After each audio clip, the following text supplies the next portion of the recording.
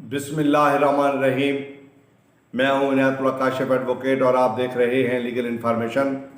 EOBI जैसा कि आपके इल्म में है, बड़े अरसे से करप्शन की जद में चला आ रहा है।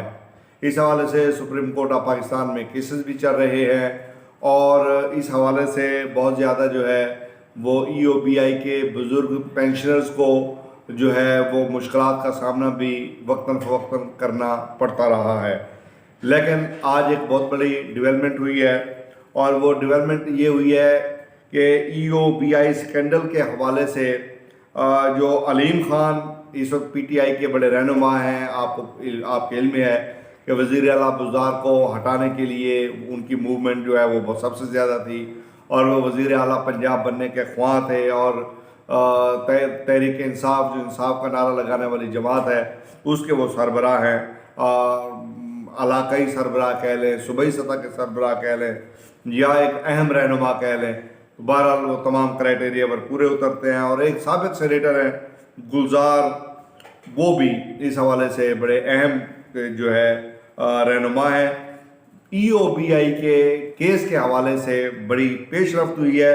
वो ये हुई है कि EOBI स्कैंडल में PTI लाहौर के सदर अब्दुल अलीम खान, साबिक सेनेटर गुलजार अहमद और दीगर मुलव्वस अफराद 7.5 अरब रुपए से ज़ायद रकम वापस करने के लिए तैयार हो गए हैं। अगर 7.5 अरब रुपए ये वापस कर रहे हैं तो आप अंदाज़ा कर लीजिए कितनी बड़ी करप्शन होगी जो इन्होंने की होगी। बहरहाल FIA पंजाब ने मुतलका 11 प्रॉपर्टीज़ EOBI ने ख़रीदी थी। उनकी मालियत 8.5 अरब से ज़ायद है, जिसमें 6 प्रॉपर्टी मालकान ने FIA को तहरीरी तौर पर बयान हल्फी दिया है कि वो 7 अरब 65 करोड़ रुपए देने के लिए तैयार हैं। जिन लोगों ने रकम की वापसी आमादगी ज़ाहिर की है उनमें PTI लाहौर के सदर अब्दुल अलीम खान, साबिक सेनेटर गुलजार अहमद और दीगर अफराद शामिल हैं। और दूसरी जानिब FIA की तहकीकात में ये भी इंकशाफ हुआ है कि EOBI ने रियल इस्टेट में 180 अरब रुपए की माली की सरमायाकारी की है, जबकि इस पेशरफ्त में FIA ने सुप्रीम कोर्ट को भी तहरीरी तौर पर आगाह कर दिया है।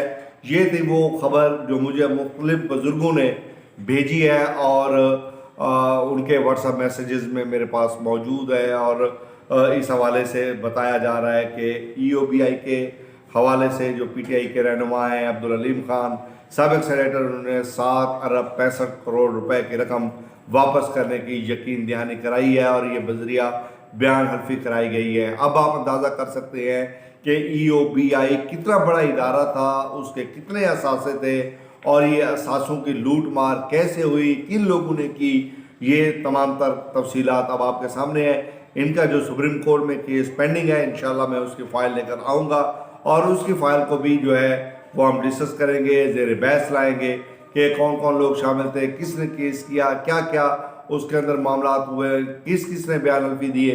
ये पूरी डिटेल जो है इंशाल्लाह आने वाले दिनों में मैं आपको देने के लिए जो है इंशाल्लाह वीडियो जारी करने लगा हूँ। उम्मीद है आज का मौजूद आपको पसंद आएगा। अगर अभी तक आपने बेल आइकन को प्रेस नहीं किया, प्रेस कर लीजिए। चैनल पर नए आए हैं सब्सक्राइब कर लीजिए, वीडियो को भी शेयर कर दीजिए। वीडियो देखने का बहुत बहुत